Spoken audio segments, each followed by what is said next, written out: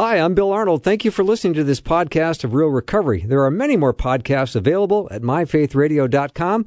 Your support makes this possible. Thank you.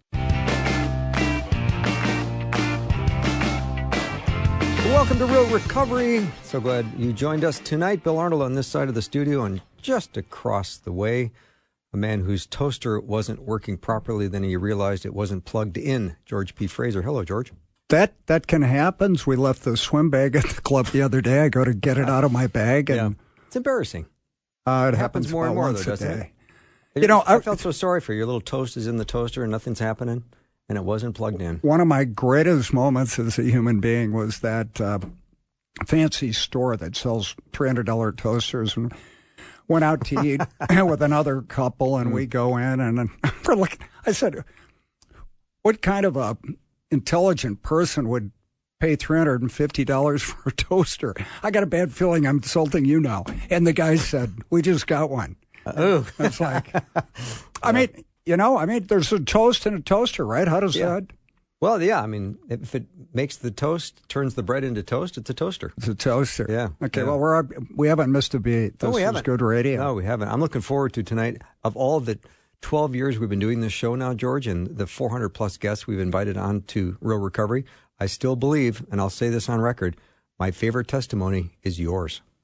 Well, it's not mine. Well, I get it. Thank you for saying that. That's a good way to start. Well, it's true. And I think all the stories of the people we have, and one of the reasons I love doing this show, Bill, and working with guys in the addiction ministry, as you do at the Salvation Army, is I can't see God, but I can sure see what he does in making dead people alive. Amen.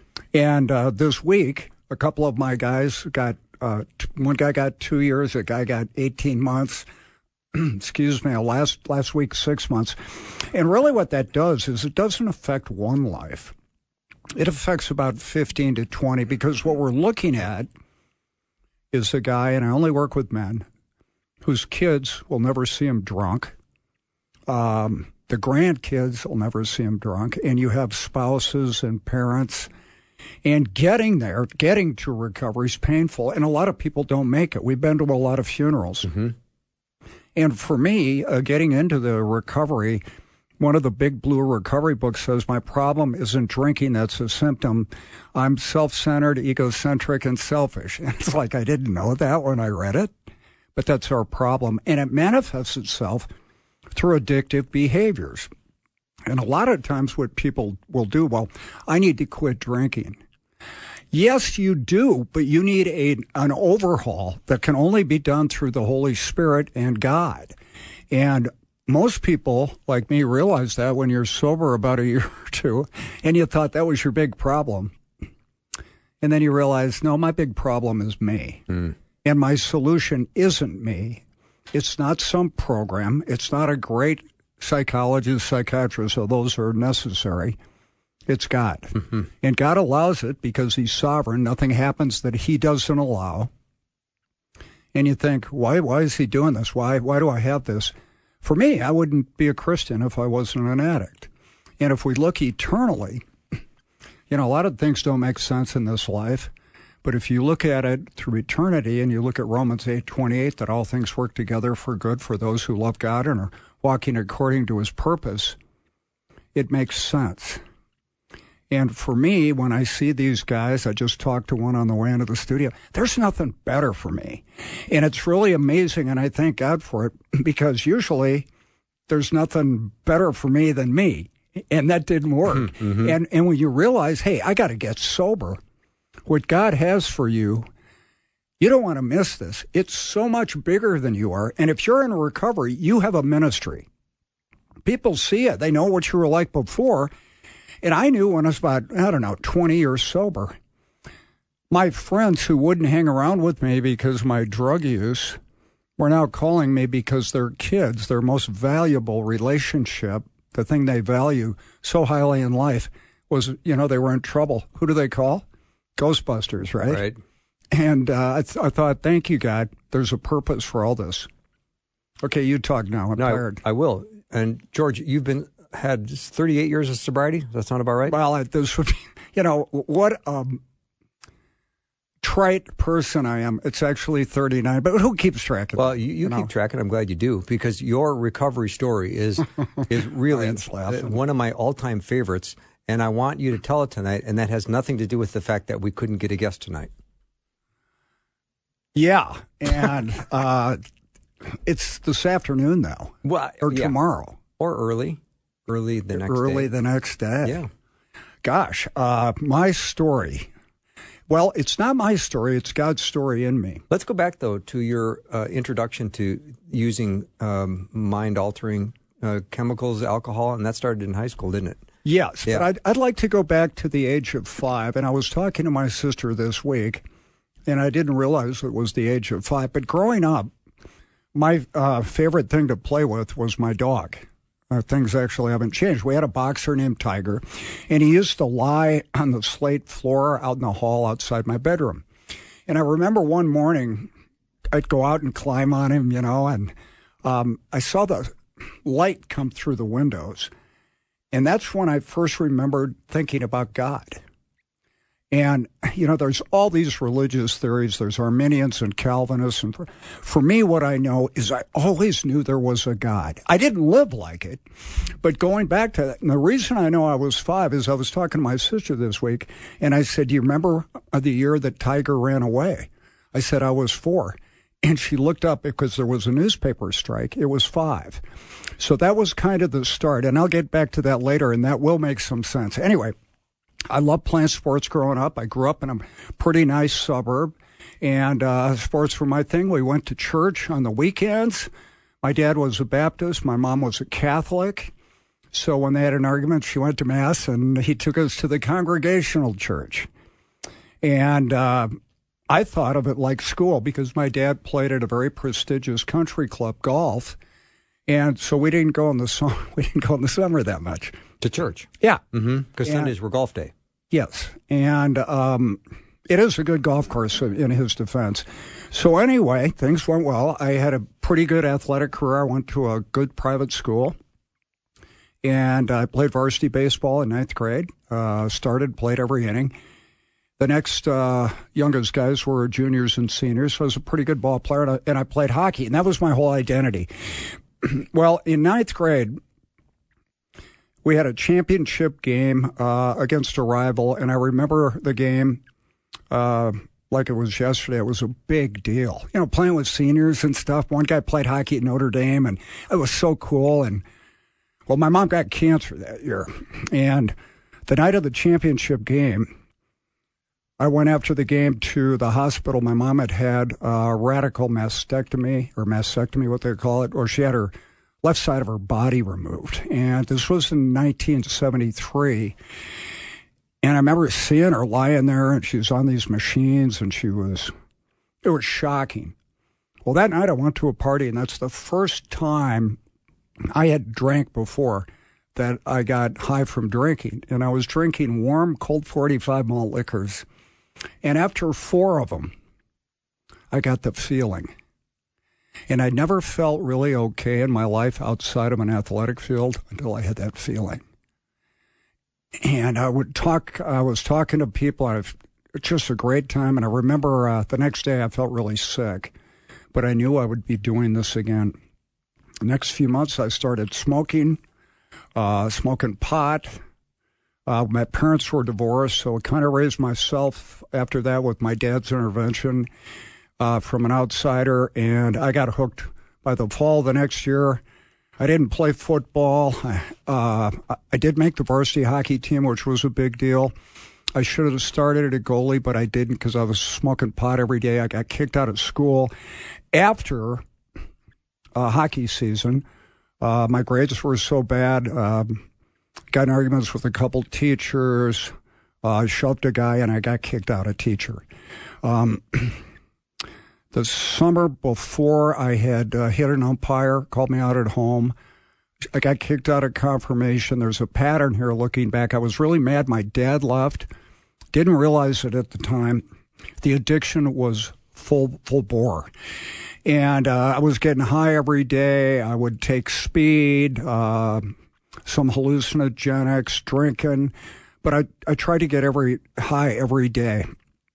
I got sent to a psychiatric hospital ward at a regular hospital because they didn't really have treatment back then. And I remember I got a huge resentment because I got my moccasins made, and before I had the belt done, they discharged me. So, I never got my belt. Finished the belt? But I had a lot of, I did win the pool tournament. And it was kind of like that movie Cuckoo's Nest. Yeah. But they gave me great drugs. So I was really in no hurry to get out of there. And my dad came in one day, goes, I'm taking him home. Started a new school, a public school, and I hung out with the drug crowd. I never played baseball again. Wow, that's a shame. And I never played hockey again until college. So anyway, we're rolling. I'm going to a school now. I had been to a private school. No girls. We have girls there. We can smoke cigarettes outside. We're getting high between classes. My senior year of high school, I turned 18. That was adulthood because of the Vietnam War. If you can go die in a war, you're an adult. Could write my own notes at school. Mm-hmm. Had my own car, girlfriends, part-time job, making money, getting high all the time. Hope you all are too. And I would go to school. I was on the DECA, Distributive Education Club of America. Yeah, that's some prestige, didn't it? I was president. Okay. And they had a district conference, and I had to go because I was president. How old are you at this time? 18, and I could write my own notes when I was gone. So we would go out. We'd go to school to 11, go have a couple bumps, and then go to my job at my parents' candy company, quality control guy, and I do that. Well, I go to the district thing, and I had to do an event, so I did a speech contest. Never had done that before. Had a couple cocktails. I got second. That meant I had to go to state. And so I went to state, and I was getting high in the morning with my buddies at the hotel, and one of them goes, don't you have a speech in a couple hours? And I had forgotten about it, so I started drinking to kind of even things off. So I'm up at this podium with a suit on, and I over-prepared alcohol-wise. Mm-hmm. And they've got all these business people in the front row, and I'm talking. And after about 30 seconds, I was kind of done. And a guy with a tie on in the front row, one of the judges said, have you been drinking? And I said, yeah, a little. And I just kept going with my talk. And the whole panel's laughing. I did not win the tournament. I did not get kicked out of school. I should have. Yeah. And it made a great story for all my buddies in that. I graduated from school, went down to the University of South Florida because it was ranked number 3 party school in the country. Couldn't get into 1 and 2. Disaster. Mm-hmm. The alcoholism was full bore.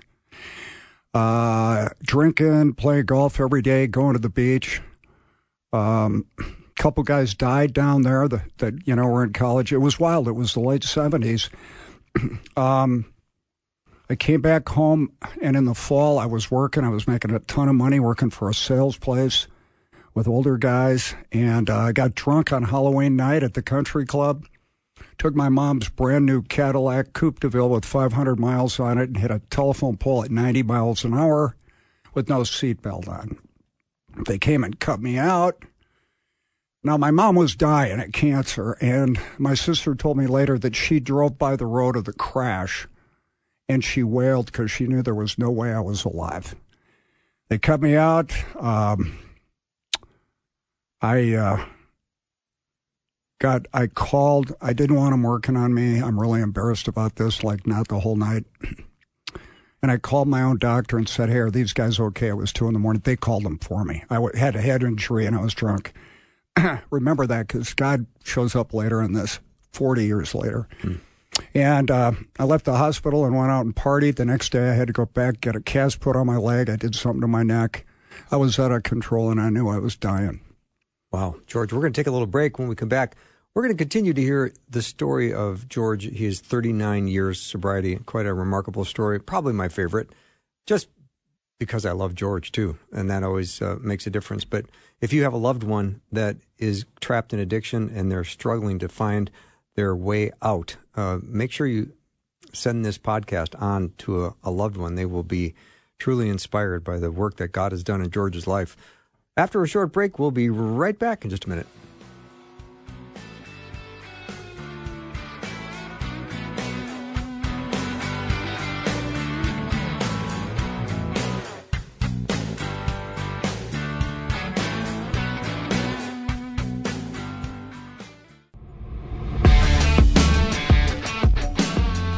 Welcome back to Real Recovery. Bill and George. We're talking to George tonight about his amazing story of recovery. George, you really left us with a cliffhanger. The last thing you said right before we went to break was you were in a car accident and hit a telephone pole going 90 without a seatbelt. God really preserved your life. He did. And I got a lot of PTSD about that. Mm-hmm. Everybody that I knew was glad that I was alive, but they were so angry and afraid that I was going to die, and I was certain I was going to. So I wound up, all my friends are back at college. I'm at home. I couldn't work. I was really injured, and I would sit around, drink all day, and watch TV. You know, watching Laverne and Shirley cocktailing. Really had a thing for Cindy Williams, the brunette in the deal, and I'm thinking, what a loser. My mom's upstairs. She's dying, and things aren't going good. And I had a dog named Heidi. She was a long-nosed boxer, maybe part Mastiff, and every day she would come over. You know how dogs put their head on your leg when you're sitting there and just look at you? And it's funny. It's like in the Bible it talks about there's angels and that are among us. Well, that dog helped save my life because it always made me care about something other than myself and that it was okay. You know, she was okay with me. Mm-hmm. Anyway, so a few months go by. I'm going farther down the loser trail, and I'm hating myself. I'm depressed. I'm thinking of killing myself. And my mom said, you got to get a job. So I get the cast off my leg. I get a job. I'm working at a superette. Things are going well. I'm engaging with people. I'm going home getting stoned, drinking every day. I've lost a lot of friends over this, and a lot of my friends were going away at school at Arizona State and other places out of town. Very lonely time, just trying to survive. And what had happened at the end of high school is our minister had come by one day, and he'd meet with me. His name was Don Asman. And he asked me one day, what's going to happen to you if you die? What do you think? I go, well, I'll go to hell for sure. And he said, you want to change it? He got his Bible out and was reading John 3, and I got saved. And I had started reading like Peace with God by Billy Graham, and I'd watch Billy Graham, but I knew Faith Radio too, or KTIS. Well, that was to come in college. Okay. And I won't get ahead of your story. Well, what was happening is the Holy Spirit was working on me because I had a real interest to God. And when I would get drunk, I would talk about God and all this, and then I wasn't walking it out.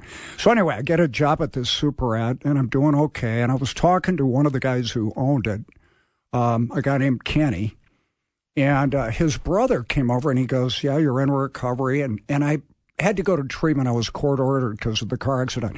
So the DOC, the Department of Corrections, that's the greatest evangelical tool in our country, because when they have the threat of going to jail over you, you're going to go to treatment. And I went, and I knew I was an alcoholic. So I got sober, 20 years old, sober. And the guy goes, when are you going to go back to college? I go, well, I think I'm going to use if I do. He goes, have you heard of Bethel College? It's a Christian school, and you can't use. I applied. I got in. The first day I'm there, in late August, they have like a pep fest for new students, and I'm there, and I'm still smoking heaters, you know. Mm-hmm. And, some song, and I'm sure it wasn't this, but my take was, clap your hands, stomp your feet, Jesus Christ is really neat. I'm thinking, okay, I got to get out of here. These guys are the biggest bunch of dorks I've ever met. I'm not going to do this. But I got back to my apartment because I didn't live on campus. I had to sign a lifestyle statement that I wouldn't drink, no sex, no gambling, but no smoking. Now, it was really cool. I think the no dancing and all that was good, and the drinking and no drugs, but I was smoking, so I got an apartment off campus. And I go back and I'm thinking, God, you got to help me. I can't do this. I overshot the thing. And I had to take a Bible class, and it was on Ephesians. That was Chinese to George F. I didn't know Corinthians, Ephesians, Galatians, any of that. So I dropped the class, and it's getting to be late November, and I'm standing at the student banking window, and I had a real God shot. I'm leaving. I'm getting some money for the weekend. I'm sober. I'm not using, but... And a guy behind me is talking to this good-looking girl that I had noticed when they walked up about a hockey team. And he said, we got a good team. We're going to be MIAC varsity next year. We're going to play club team, but we need a goalie.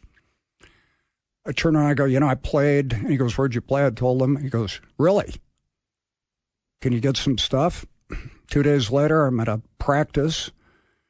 A week later, we had a game up in Hibbing. Now, my self-esteem is really low at this point. We played a good team. We lost 4-1. I was the goalie. They had 45 shots. I think they hit the pipe like 15 times, but I played pretty well.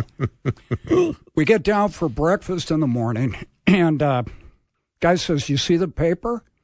And it said, in the paper, Bethel played Hibbing Junior College. They have a good base to build their program on freshman goalie George Fraser, because a lot of my credits didn't transfer. And I saw that and I thought, okay, there's hope. And I stayed in school. I was sober for a while. My senior year, the summer, I started drinking. I was out with my dad and a couple guys at Interlaken. We played golf, which is a country club in Edina, Minnesota. And he goes, I think you could have a couple beers. And he said later, I knew I was wrong when you were on your fourth beer before dinner got there. I was kind of lit. And I went back to school. That was the summer I started doing cocaine. I got a DWI in January. They let me stay in school, which saved me. I graduated. I had periods of sobriety. I got a job selling Listerine, Chic, Effordent, Signy Tap for a company called Warner Lambert. I was going to 12-step meetings, church, Bible study. I was trying, but I would get 3 months in and I would go back. That went on till 1982, and I had to go back to treatment again. That lasted for a month. They wanted me to go to a halfway house. I didn't need to. I was using a month later. I had a nice house in a great suburb.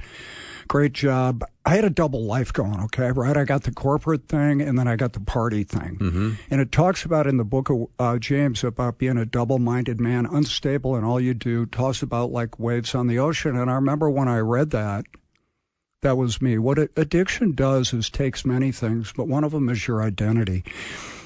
And you become who you are around, who you think people want you to be. And I had lost my identity as an athlete.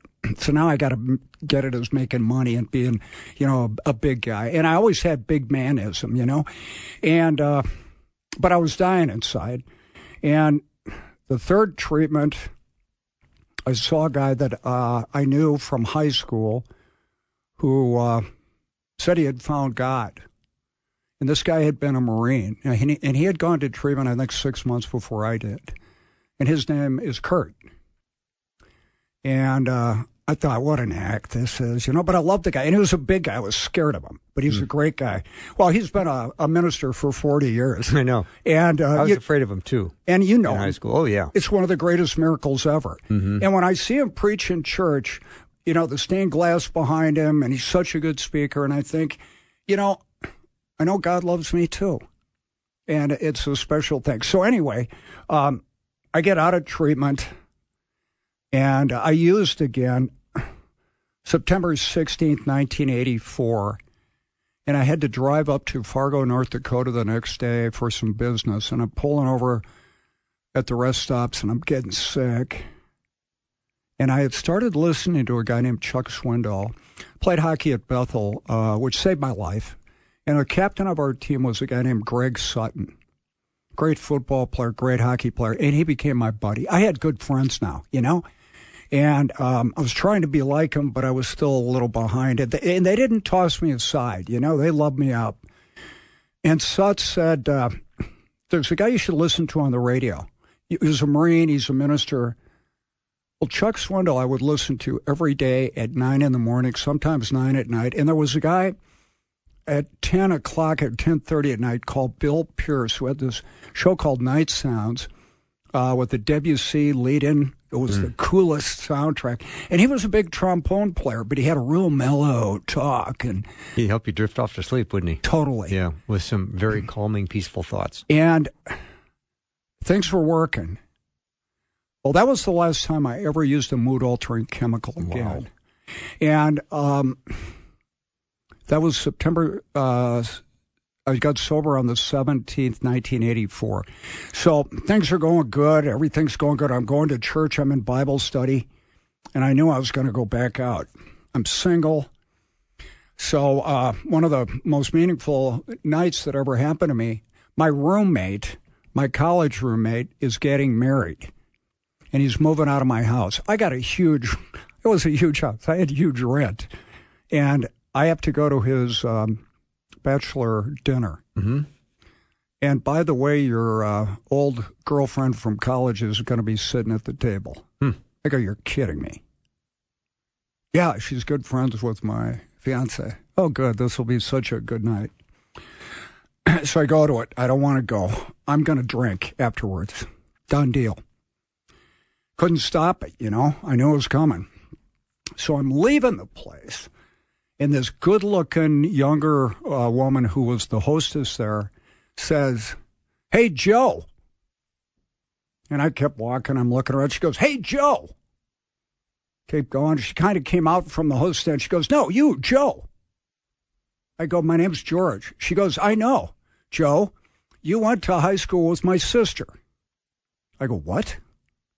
She goes, "Yeah, you went to high school with my sister, Mary." I go, "You're kidding me." So I started talking to her. The phone rings. She goes, "Hold on a second," at the hostess stand. She goes, "You'll never guess who's here. Joe Fraser." Okay? Mm-hmm. She's cute, so we're letting it go. Yeah. So I started talking to her sister, and she goes, "Ask my sister out." It's like, why would you want your sister to go out with me? So I did. We went out, saw a movie, went out to eat.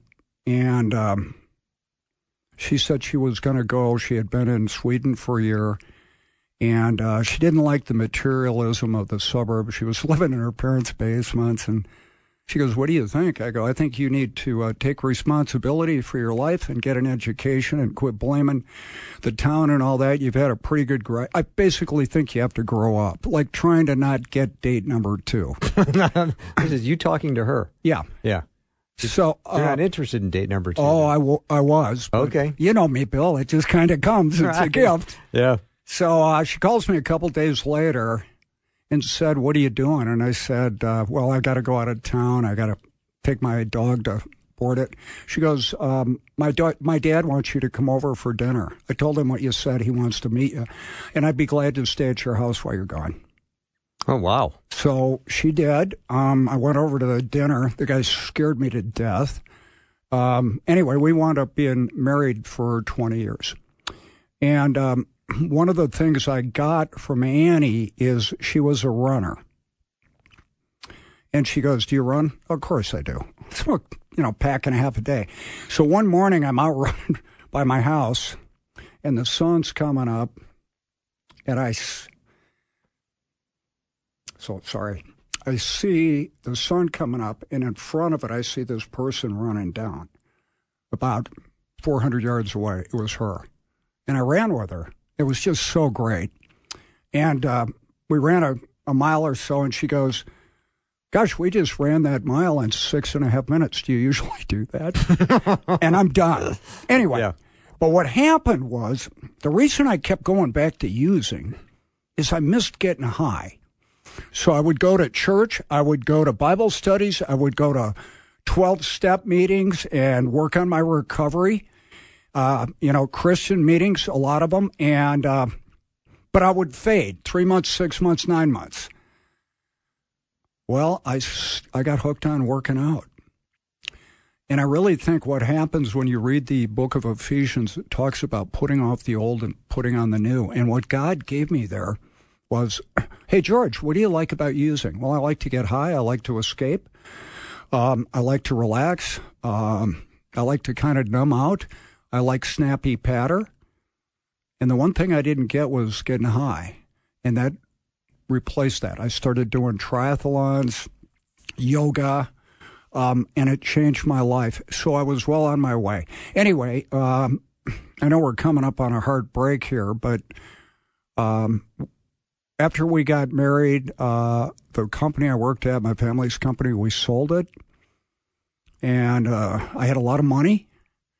And my mentor, Denny, said, you need to get a job. I wound up getting a job at an elementary school playground as a playground supervisor, which I turned into everlasting quarterback at recess for 2 hours. Mm-hmm. Best job I ever had. Yeah, that's hysterical. That part's very funny, thinking of you as a playground supervisor. No, actually, it's not. It's a good fit. I would have made a better kid participant, but God showed up and changed my life. All right, we're going to continue our story with George P. Fraser in just a minute. You're listening to Real Recovery.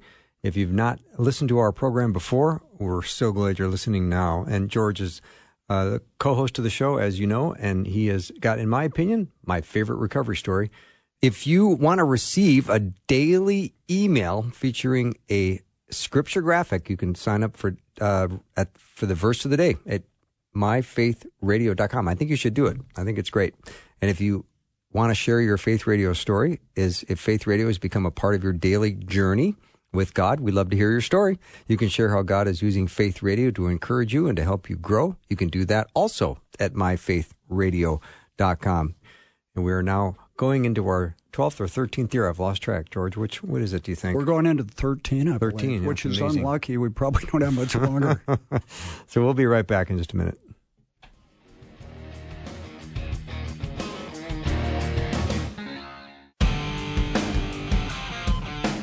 Thanks for listening to Real Recovery. Bill and George, we're listening to George's story, and it's an amazing one. George, it sounds like you're now starting to get out of your recovery what you tried to get out of using. Totally. Okay. So tell me more about this runner's high, because I always think running is nothing but pain. Well, what happens is you've got internal endorphins that get released. A little dopamine, a little serotonin, the feel-good things. And it became part of... Well, when I was using Coke, I couldn't wait to go do it. And afterwards, I really regretted doing it every time. Going to work out for me, and I still do it, I never want to do it. I swam yesterday at the health club, and there's a giant hot tub before you get to the pool. And every day I got to walk by and go, no, that's a bad neighborhood. Don't go in there. Right. But I'm thinking, oh, that's nice and warm. The pool's like 78 degrees, which is a little cold when you get in. But afterwards, I'm always glad I did it. And I never really wanted to get sober. I didn't want to get in trouble, but God gave me the desire to stay sober. I took steps I didn't think would work. I figured they'd work for other people. You know, you hear these guys when you're in rehab, yeah, we're happy recovering alcoholics, and it's so great to come see you. And I always thought they were employed by the treatment center, because these guys are obviously mentally unstable. Nobody's happy without drinking. I was wrong, and I took steps that I didn't think would work, and I got results I can't deny. So I'm at the playground. I thought it was still Mr. Big. I got a red jacket with a whistle, company issued. Mm-hmm. So in Minneapolis, where I live and was working at the time, it gets cold in the winter, and it's probably 2 or 5 degrees out in January. And I'm standing outside with these sixth graders who, you know how sixth graders are. And the one said to his buddy, hey, I'm going to go to Blake School next year. And I said, oh, that's a great school. He goes, how did you know? I go, well, that's where I went. He goes, no, you didn't, because if you did, you wouldn't have grown up to be a loser playground guy. This is a sixth grader talking. Sixth grader. So I want to drop this kid, right? Right. But I look over at him, and behind him is the glass on the school. And I see my reflection. I got a red jacket on with a name tag and a whistle. Yeah. And I'm thinking, I think the kid's got a good point here. The next day, I drove up to Hazelden Treatment Center, met with the guy, And I had some ideas for new treatment. This guy met with me as vice president for an hour. And he goes, you have some great points, but you need to get credentialed. So you need to go to school and get a degree. So I went and got a 2-year counseling degree. I had a 4-year business degree, and then I got a graduate degree testing my treatment theory. And I got a job at Hazelden. I did an internship there, and I was there for a week, and I got a job at the place that I wanted. So I got to put the Harvard MBA type Hazelden on my resume. Mm-hmm. And I got to run my own group right out of school.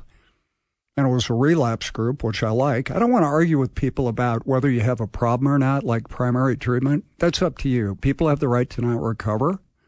I'll help you see how well that's working. But I want guys who've tried to get sober and haven't been able to do it. Those are my guys.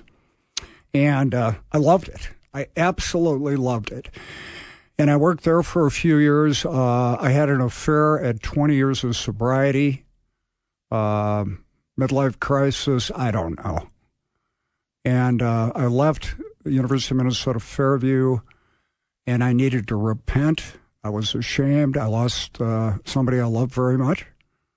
Didn't treat her right. And I was thinking, if you can't honor the one person you truly love, you got a big problem. And I never thought I would do something like that. And the Bible talks about pride comes before the fall.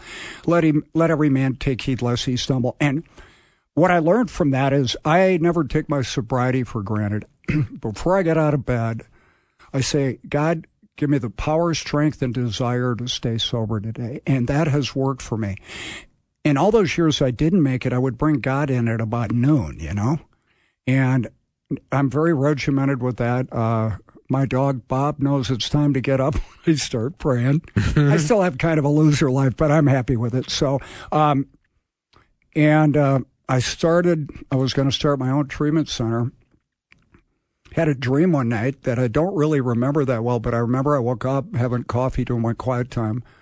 I don't want you to do that. I want you to go down in the inner city and not charge for what you're doing. To do recovery work. Yeah. So I had to tell the guys, I prayed about it for a couple of days. Obviously, that wasn't my idea. And the guys were pretty upset, but they wanted to honor God because, we had drawn up the plans and marketing stuff. And so I told a few people. Guy calls me, guy named Joe Camp. Joe had a church in Minneapolis, and he was a Methodist pastor. He said, I heard you want to do something at church. Come on down. So I met with the guy. Well, he became a real good mentor of mine. And I learned a lot from him, and he helped a lot of guys. He gave me an office. He called me 2 days later, and he said, I got a customer for you. Joe was in recovery, met the guy. The guy came up. He's still sober. Wow. And so I started, one day I went over to the Salvation Army because I said, I'll work with guys. No charge. I know you don't have enough staff. I worked there as a counselor, many years before for a couple of years. And guy's name's Bill Price. He's running the place. And he said, our program director is gone, but could you do me a favor? We have a speaker in about an hour in the chapel. You know that gig because you do it on Fridays for 20 years or whatever. He said, could you stand in? I go, sure. Next day I got a phone call. He said, guys really liked you. Do you want the spot every week? Sure. So I started going down there working with guys. Well, one guy, first guy I worked with on a one-on-one, had been a Lutheran minister. And he lost everything by smoking crack. And I'm working with him, and he said, it was in April. And he said, do you play golf? I go, yeah, I do. Love golf. He goes, yeah, I did too, and haven't played in a few years. He goes, how'd you learn to play golf? I go, my dad. My dad taught me. And I go, I got a great story about my dad. I had a great dad. He's playing golf in a Pro-Am in St. Paul. And the pro in his group was a guy named Lee Trevino. And I was 11 years old, 1968, I believe. And my dad beat him in the Pro-Am. It's very cool. I was walking around with my buck teeth. My dad beat Lee Trevino. My dad beat Lee Trevino. I couldn't even say it. And he goes, well, we've met before. then. Drunk, drug addict, treatment center. Yeah, right. Mm-hmm. I go, how'd we meet? He goes, well, I had Lee Trevino's bag that week. Oh, wow. I go, yeah, he was right. caddying for Lee Trevino. He goes, I won a college tournament, and we got to draw in a random draw the bags of the top pros, and I had Trevino. And I'm thinking, yeah, right, buddy.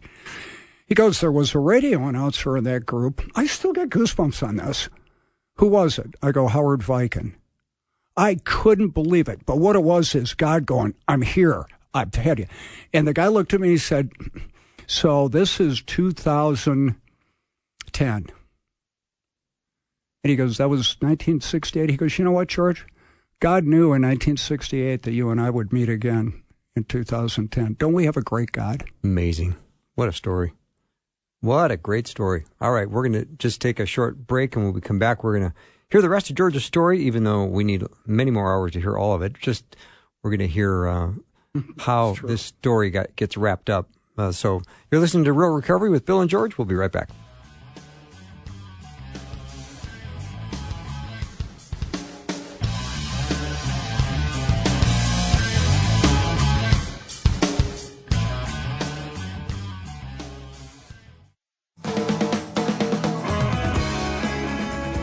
Welcome back to Real Recovery. Bill and George. I love hearing George's story. I've heard it many times, and every time I hear it, I feel like I'm hearing it fresh and new for the first time, because I think that's the way when God works in someone's life, that's how it feels. It's a fresh impact. It is God's story, and I always tell my guys to tell your story once a year so you hear it. So this is helping me more than anybody, because I haven't told it in a while. Anyway, so I wound up working at the Salvation Army. The guy wanted me to interview for a counselor job, and I interviewed with the program director. And there's the HR person, Mr. Price, who was the administrator, the program director, who I knew. She was a volunteer when I had worked there before, a really nice lady. And she goes, well, why do you think you're qualified to work here? Okay, I got a master's degree. I'm licensed. Nobody else down there was. And I still have a little bit of a corporate edge when meetings come.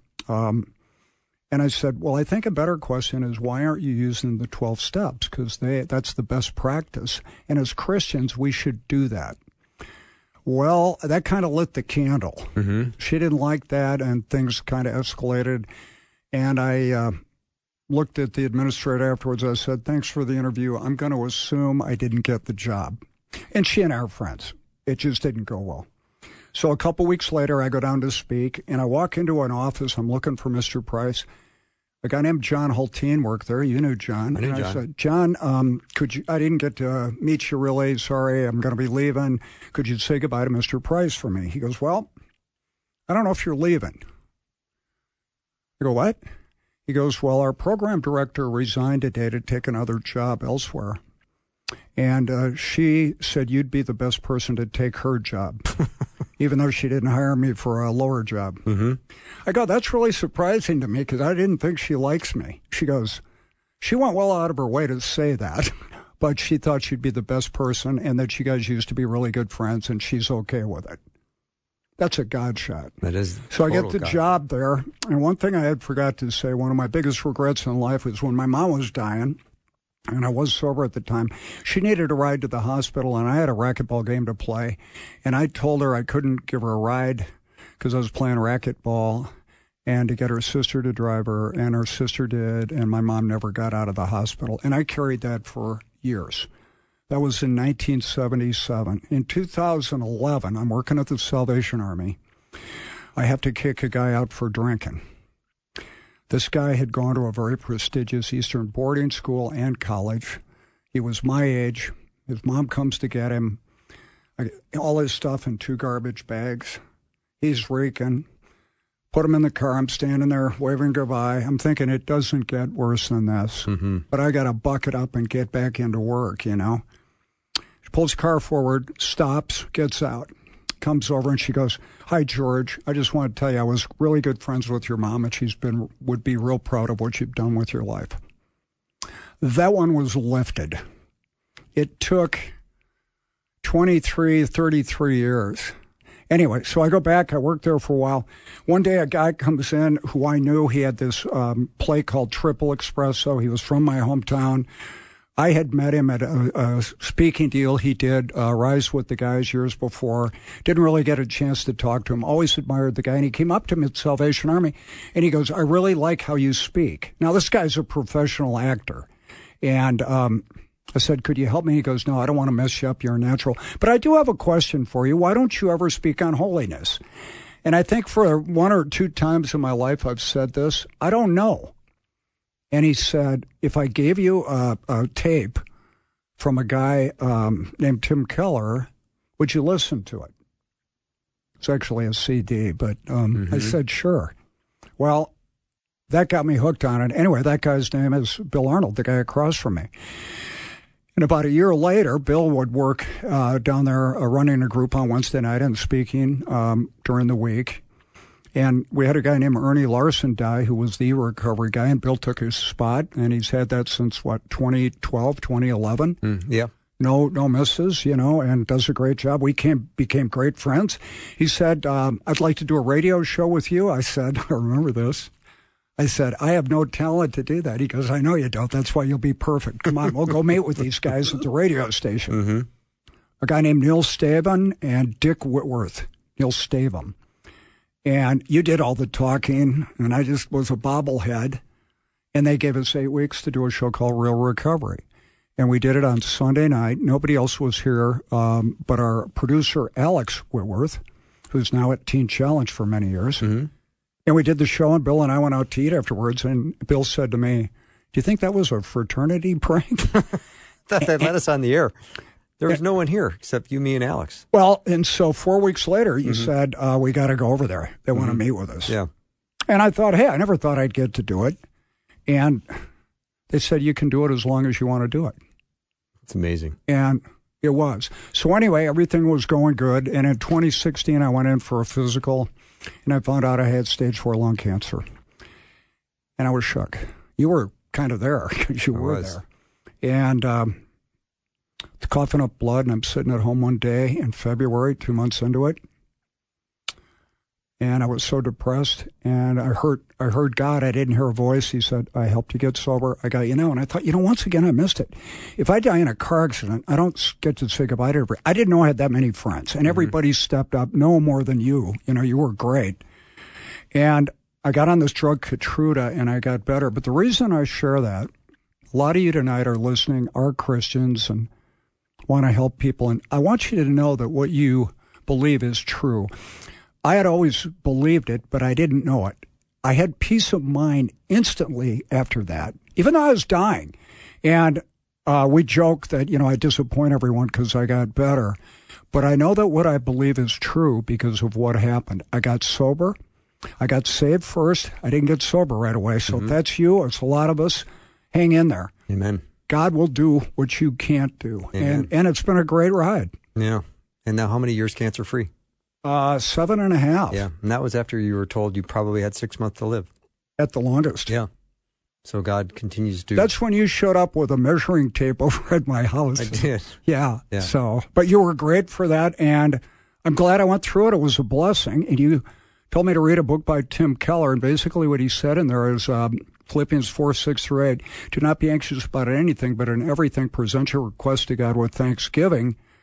The reason you do it with thanksgiving is God answers your prayers exactly the way you would if you had the information he does. Beautiful. What a deep thing. George, thank you for your amazing story. Thank you for decades of friendship. I love you, and I'm so glad that we can be doing this together. We want to connect with you on Facebook, Instagram, Twitter, and YouTube.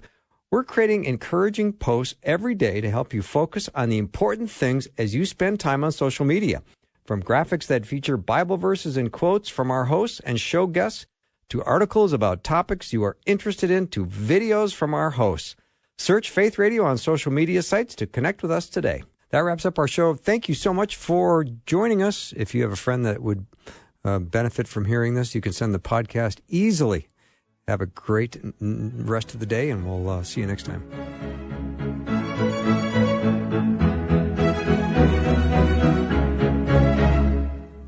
Thanks for listening. Programming like this is made available through your support.